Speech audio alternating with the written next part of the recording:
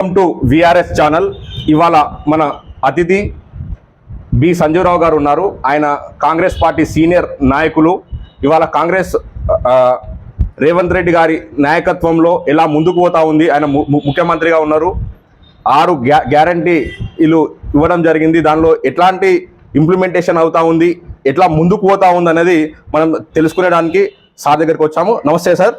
నమస్కారం. ఎలా జరుగుతుంది సార్ పాలన, కాంగ్రెస్ పాలన? మీరు దాదాపు రాజశేఖర్ రెడ్డి గారి దగ్గరికి ఎంచి కాంగ్రెస్ పార్టీని చూస్తూ ఉన్నారు. చాలా గ్రేటర్ హైదరాబాద్లో జనరల్ సెక్రటరీ చేశారు.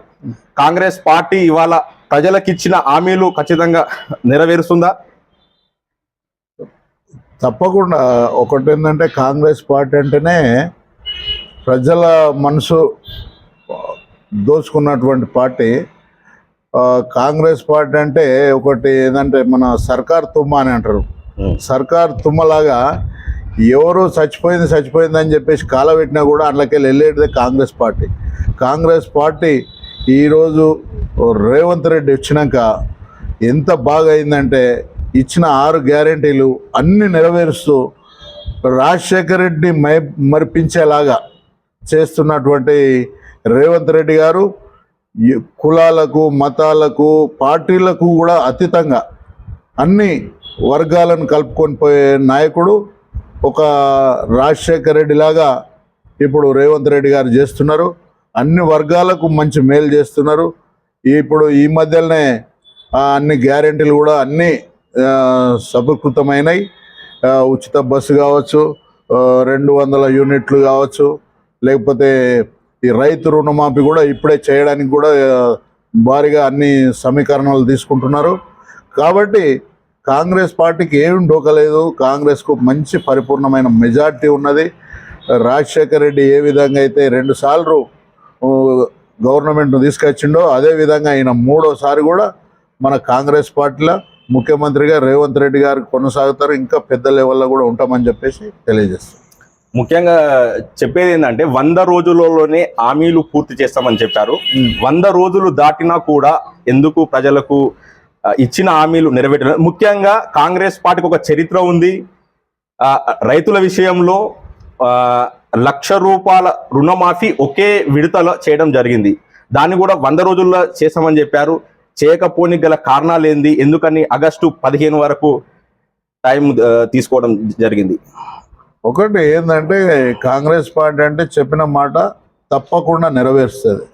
ఏది మీరు 1,00,000 రూపాయల రుణమాఫీ అంటూ 2 లక్షల రుణమాఫీ అని చెప్పేసి ఏదైతే చెప్తున్నారో, అది నిజంగా కాంగ్రెస్ పార్టీ రాగానే అది చేస్తుండే.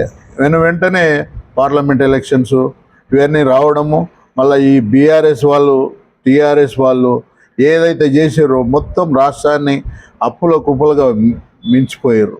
వాళ్ళు మంచిగా దాచుకోవడము 10 ఏళ్ళలో ఏ పోలవరం కావచ్చు, ఇక్కడ మన ఏ ప్రాజెక్టులు తీసుకున్నా అన్నిట్లో అవినీతి, ఫోన్ ట్యాపింగ్, అందరిని వేధించడము, ఇవన్నీ ఎన్నో చేశారు. అందు గురించి అని చెప్పేసి మేము కోలుకోవడానికి కొద్దిగా టైం పడుతుంది. 6 నెలలు పట్టచ్చు, ఇంకొక సంవత్సరమైనా పట్టచ్చు. కానీ చెప్పిన ప్రతి పని కూడా చేసేటువంటి పార్టీ ఏదైనా ఉన్నదో రాష్ట్రంలో కానీ దేశంలో ఉన్నదని అంటే అది కాంగ్రెస్ పార్టీ. అది తప్పకుండా నెరవేరుస్తుంది. అంటే ఇంతకుముందు గతంలో మీరు రాజశేఖర్ రెడ్డి గారి పరిపాలన చూడడం జరిగింది. రాజశేఖర్ రెడ్డి గారి పరిపాలన, రేవంత్ రెడ్డి పరిపాలన దాదాపు ప్రజలకు మేలే చేస్తుందంటారా? రాజశేఖర్ రెడ్డికి రేవంత్ రెడ్డికి మధ్యలో ఏమన్నా వ్యత్యాసం ఏమైనా కనిపిస్తుందా మీకు? రాజశేఖర్ రెడ్డి గారు రాజశేఖర్ రెడ్డి, మన రేవంత్ రెడ్డి గారు రేవంత్ రెడ్డి. అప్పుడు పేజర్లు ఉంటుండే, సెల్ ఫోన్లు వచ్చినాయి, ఇప్పుడు ఇంటర్నెట్ వచ్చింది. ఇప్పుడు ఏది చేసినా కూడా రాజశేఖర్ రెడ్డిని మించి చేయాలని చెప్పి రేవంత్ రెడ్డి గారు చేస్తున్నారు. ఆయన నిజంగా ఎక్కడ ఎలాంటి ప్రాబ్లంలు ఉన్నా కూడా ఏ ఒక్క వర్గానికి కూడా ఆయన ఒక మేలు చేయాలనే ఉద్దేశం ఉన్నా కూడా ఆ వర్గానికి కాదు, అన్ని వర్గాలకు చేయాలనే ఉద్దేశంతో రేవంత్ రెడ్డి గారు ఏంటంటే కింది స్థాయికి వెళ్ళి వచ్చారు. అప్పుడు రేవంత్ రెడ్డి గారు ఏది ఒక జడ్పీటీసీ నుండి వచ్చినటువంటి వ్యక్తి, ఆయనకు అన్ని కష్టాలు తెలుసు. మల్కాజిగిరి కాన్స్టిట్యున్సీలో ఎన్ని ఏమీలు వచ్చినా, ఎన్ని పార్టీలు నిలబడ్డా ఆయన ఇక్కడ మల్కాజిగిరిలో ఒక ఎంపీగా గెలవడం జరిగింది. ఆ తర్వాత పిసిసి ప్రెసిడెంట్ కావడం జరిగింది. అయిన తర్వాత ప్రజల సమస్యలు తెలుసుకున్నాడు. ఆయన కాంగ్రెస్ పార్టీ ఆయన గెలిపిస్తే నేను ముఖ్యమంత్రిని చేస్తా అని చెప్పేసి అమ్మ సోనియా అమ్మ చెప్పింది. తప్పకుండా ఆ కాంగ్రెస్ పార్టీ రాష్ట్రంలో వచ్చింది, ఆయన ముఖ్యమంత్రి అయ్యాడు. ఎలాంటి ప్రాబ్లమ్స్ లేవు.